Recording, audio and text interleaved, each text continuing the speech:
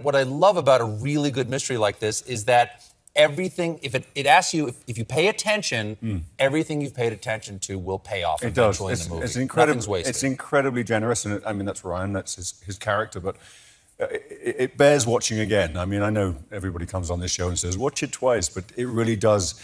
If you watch it again, he lays all this groundwork. He puts in all of these Easter eggs, all of these things, and every single one of them pays off. So it's worth a second look. Happy New Year, guys. So this is going to be a little critique of the second installment in last year's Rich People on a Boat trilogy.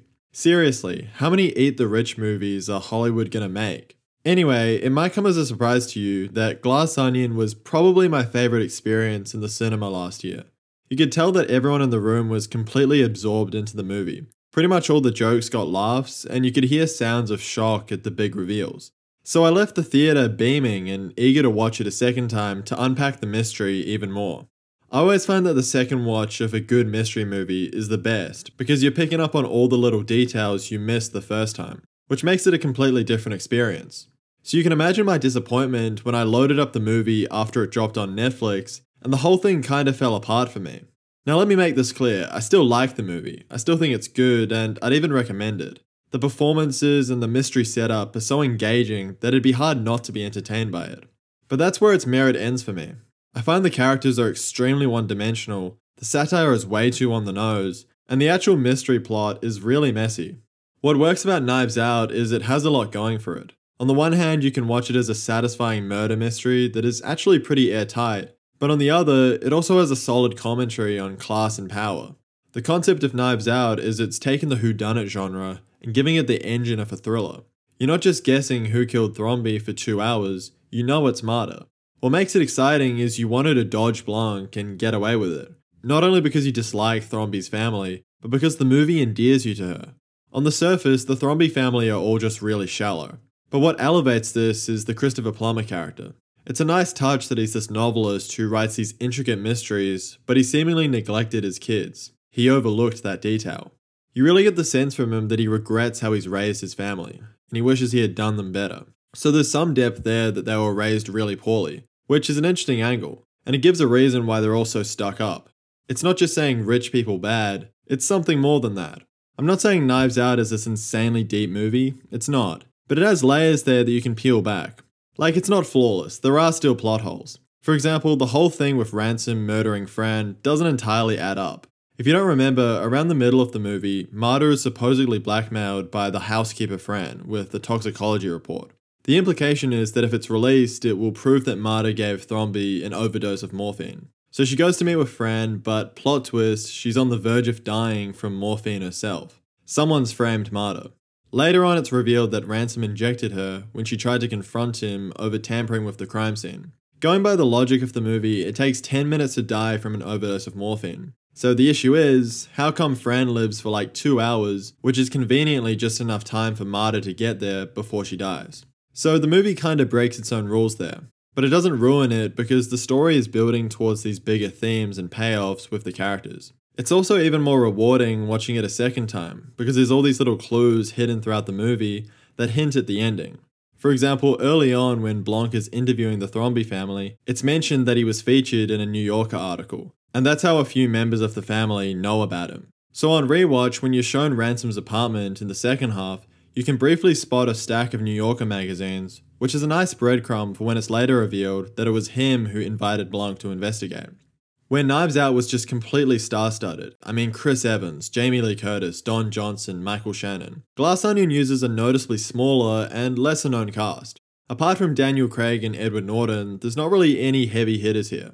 I've heard some people complain about this, saying it needed more big names to live up to the first one. But I disagree. I don't think it's a problem at all. And I actually really appreciate that Rian Johnson gives shine to some underrated actors. Like Janelle Monáe is awesome in this.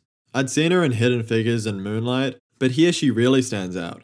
You actually believe that she's playing two distinct characters. She serves a similar function to Marta in the first movie, where she works closely with Blanc to solve the mystery. Except here she's playing a twin called Helen, who's trying to find who killed her sister, Andy.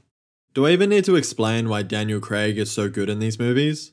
What were the overheard words by the Nazi child masturbating in the bathroom? Apart from how satisfying it is to watch him piece together the mystery, it's the little details that make his character work. The bizarre accent, his odd sense of humor, the fact that he sings in the car to pass the time, it's too good. Hands down the best scene in this movie is when Blanc instantly figures out the mystery game. Also, I love the detail that Blanc hates playing Cluedo and Among Us. Where the characters fall apart though are in the rest of the cast, which are part of the friendship group of Edward Norton's character, Miles Bron. He calls them the Disruptors, and he's invited them to the island to play this murder mystery game. First off, we have Kate Hudson as Birdie, who's supposed to be a washed-up fashion designer. We get a lot of commentary on out-of-touch celebrities from her character. When they're getting on the boat early on, she's wearing a mesh mask. She talks about how she has no filter and just tells it how she sees it. Next we have Leslie Odom Jr. as Lionel, who is the head of Bron's company. Early on we hear about this technology called Clear, which Bron has invented as a clean energy source. Lionel's worried that it's unstable and could become dangerous. Unlike the other characters, Lionel is kinda played straight, and I didn't really pick up on much satire to do with him. But I guess he fits into the corrupt corporate elite role. Then we have Dave Bautista as Duke, who's your run-of-the-mill, anti-woke, alpha male influencer. During Helen's rant by the pool, she mentions that he was trying to sell rhino pills to teenage boys. Clearly a commentary on red pill types who sell scams to impressionable young guys. And finally we have Kathryn Hahn, who plays Claire DeBella, a shady politician who's running for office. So what brings these characters together is not only that they're all friends with Miles, but he also has dirt on all of them. They'll stay loyal because they need his backing for their careers to succeed. For example, he'll support Claire's political opponent if she doesn't approve his power plant. The issue is, these characters all kind of feel like one-dimensional parodies of things, rather than real people. What made the satire work in the first movie is the Thrombey family weren't just going around wearing red hats the whole time. Whilst the family in Knives Out was definitely exaggerated, you could still buy into them, and their problems felt real. Like the whole thing with Toni Collette stealing money from Thrombey, or even the whole cheating subplot with Don Johnson. Even though it's not entirely necessary to the plot, the reveal at the end with Jamie Lee Curtis finding out is a really satisfying note to end the movie on, and adds a lot to their characters. Whereas in Glass Onion, the satire is like alpha male who still lives in his mum's house. It's way too on the nose, and there's no depth. We never get a hint that maybe one of them feels bad about screwing over Andy. They're all just blindly loyal to Bron. It's funny, this movie has basically the same social critique as The Menu, which was all about how elites only see high art as luxury. In this, Bron has all the money for these expensive pieces of art. Like he has one of Paul McCartney's guitars, and he's loaned the Mona Lisa from the Louvre. But he treats them like disposable status symbols and doesn't care about their artistic value, just their insane price tags. He bought the guitar just to see the look on Birdie's face before he dumps it on the ground. The way he appreciates the Mona Lisa is meant to be shallow and pretentious. It's kinda like how Patrick Bateman sounds like he's memorized reviews of albums. He also has a Kanye mural, so do with that what you will. Unfortunately, Bron is the worst written of them all. He's set up as this Tony Stark, Elon Musk-esque character who's this genius inventor. He runs a company called Alpha, which is this huge conglomerate. It includes media with Alpha News, and also science and tech. In the flashback later on, it showed that he helped all the disruptors reach success in their careers. Most importantly, he co-founded Alpha with Andy, and kicked her out of the company after she refused to back the clear fuel with him. Andy tries to sue Bron using the napkin that she conceived Alpha on, but Bron uses the leverage he has on their friends to lie that it was his idea. After Andy sends the email that she has the original napkin, Bron shows up at her house, takes the napkin, and kills her. So after all of this, the reveal at the end is that Miles Bron is really just an idiot. It's so dumb, it's brilliant. No! It's just dumb! That's the reason why he's been making all of these mistakes, like not burning the napkin, and why Helen and Blanc figure it all out so easily. He uses made-up words, he doesn't even know what sea the island is located in, and he's been ripping off ideas from other people the whole time. Blanc also points out that Miles even stole the idea for turning out the lights and putting the gun on the table from him. The issue is, I think by making Bron a fraud, it makes the movie way less interesting. Glass Onion is very shallow in its critique of rich people. I guess it's just meant to be a bit of escapism, the idea that everyone at the top are just greedy buffoons. But the movie sets up all these ideas of millionaires on an island, this critique of celebrities breaking rules during lockdown. And for all of that to be washed away with the punchline of Miles is just dumb, really feels rushed. Like having Bron turn out to be an idiot at the end reeks of a last-minute addition to the script to tie up loose ends. The movie asks you to go along with the idea that he could build this alpha company, which is also very on the nose, and that Andy, who's explained to be this highly intelligent scientist, would become friends with him. I just don't buy that because of the reveal. In the flashback, Helen explains that Andy journaled every day since age 6 for future biographers. The notion that this genius would not only be friends with Bron, but they would start a company together just doesn't add up. Surely Andy would instantly see through him and realize that he's a fraud. I mean, it only takes Blanc a matter of hours. I suppose you could argue that Bron is just really good at convincing other people that he's smart. There are definitely people like that in real life, but Miles just isn't given enough depth for that to hold up as an explanation. The thing is, Edward Norton is so good in the role that it almost makes up for all of this. I'd even go as far to say his performance here is better than Chris Evans in the first one, even though Ransom's motivation was way better fleshed out. Oh, fantastic! I am so punk rock. What, you think you're an alligator? You think you pop me like a gangster? No! It's just an issue with the script that there isn't much more to his character than just, oh, he's an idiot. Come on, Knives Out was so well written, and this is a sequel to it. Netflix has paid Rian Johnson like $100 million to make more of them. So are all of these sequels just going to be carried by a great cast with progressively worse stories?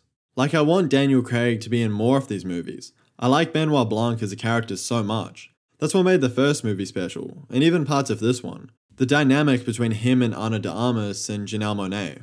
Mainly because of the acting, I still think this is a fun movie. But is it too much to ask for a better story? So I actually really like the symbol of the glass onion. It's a clever murder mystery concept. The idea that the answer to the mystery has been staring at you all along, and it isn't actually that complicated. If you didn't know, the movie is named after this Beatles song, which is full of nonsense lyrics. John Lennon wrote it to make fun of critics who were looking too deep into their songs. In the movie, it represents Miles Bron, who's obviously the villain. Please, just tell us who tried to kill me. Nobody tried to kill you, you vainglorious buffoon. Now sure, you could say, Mintrom, why are you looking so deep into this movie? It's just meant to be fun. And it is fun. But so is Knives Out, and that still had a tight story and well-constructed themes. I do really like the structure of this movie. Where in Knives Out, you basically spend the whole movie thinking Marta was the killer, this one opts for a more conventional murder mystery. Except what's subversive about it is the target of the whodunit keeps changing. At first we're asking who sent Blanc the box, then it becomes who wants to kill Miles, and then finally after the flashback, it's who killed Andy. I also like how it goes back in time in the middle and then forward again. So maybe the movie is meant to be dumb. The glass onion is empty, I get it.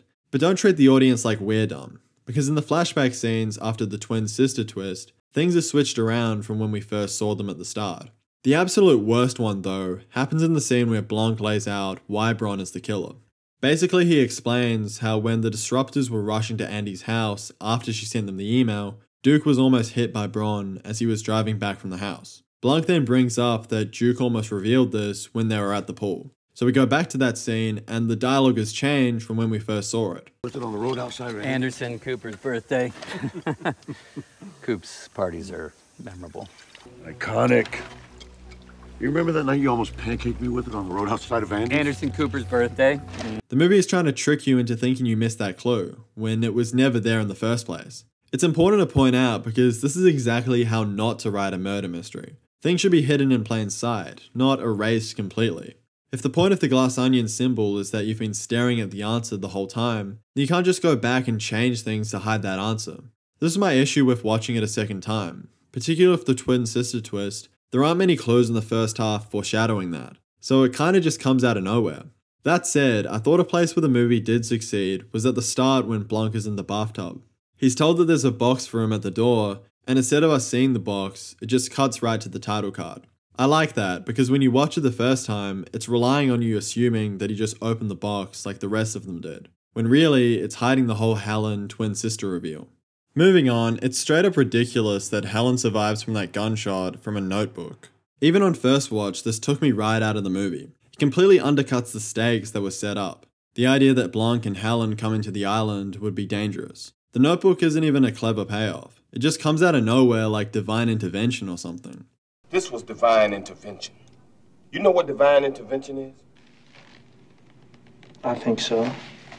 That means that God came down from heaven and stopped the bullets? That's right. That's exactly what it means. God came down from heaven and stopped these motherfucking bullets.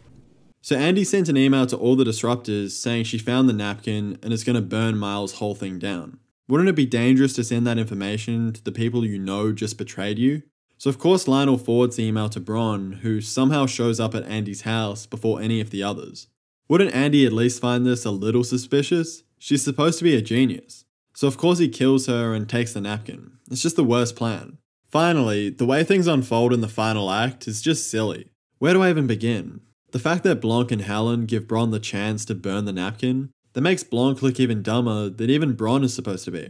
I mean, 5 minutes ago, he almost let Helen get killed, and then he lets Bron burn the only evidence they have. Also, the way the disruptors within like 5 minutes go from supporting Bron to turning against him after the mansion blows up is so rushed. Once again, it makes those characters feel like props for the story, rather than fleshed out characters.